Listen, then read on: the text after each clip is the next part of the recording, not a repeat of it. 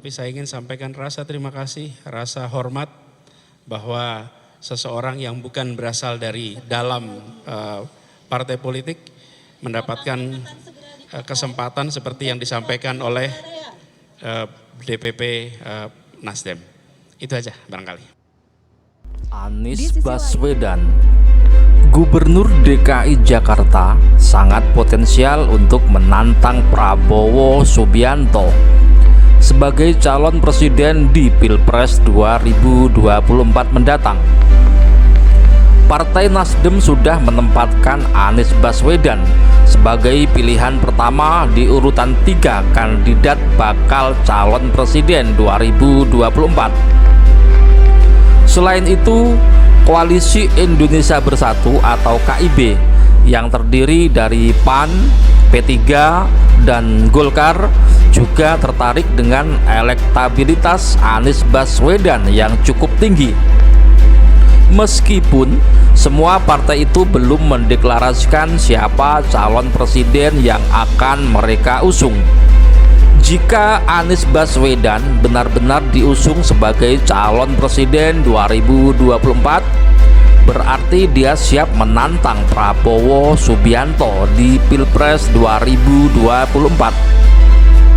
Otomatis Anies Baswedan mencabut atau mengingkari pernyataannya sendiri saat wawancara di salah satu stasiun televisi swasta beberapa waktu lalu. Sekaligus Anies Baswedan menjadi penantang mantan mentornya di pemilihan gubernur Jakarta.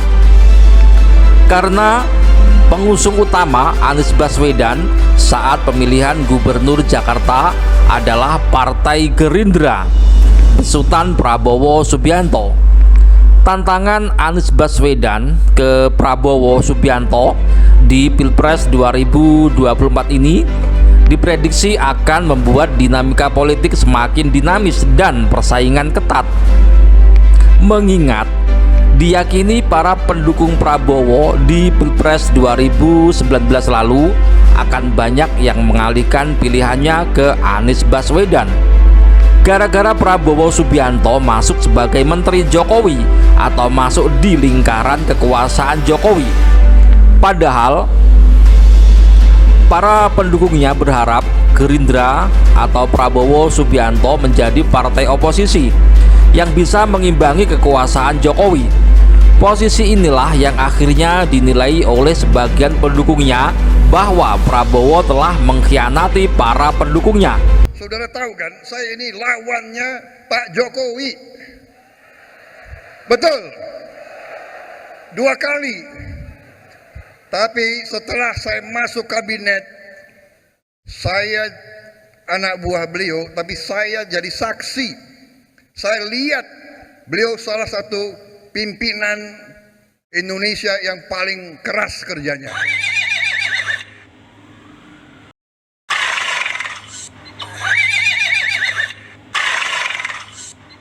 Majunya Anies Baswedan di Pilpres 2024 akan menjadi semacam pertarungan politik antara anak dan bapak. Persaingan generasi tua dan generasi muda, pertarungan kader dan mentor kaderisasi, sekaligus perebutan suara antara pendukung dan yang pernah didukung. Siapa kemudian yang akan disebut berkhianat? Anies Baswedan atau Prabowo Subianto? Mungkinkah Anies Baswedan siap menantang Prabowo Subianto dengan alasan bahwa Prabowo sudah berkhianat politik kepada para pendukungnya?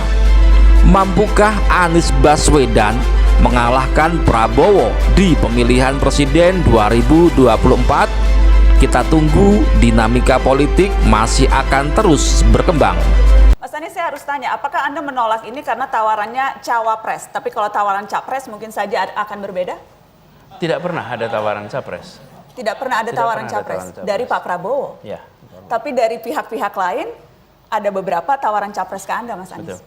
Dan pada semua saya katakan, saya tidak ingin menjadi bagian dari orang-orang yang mengkhianati Pak Prabowo. Saya sampaikan pada semua.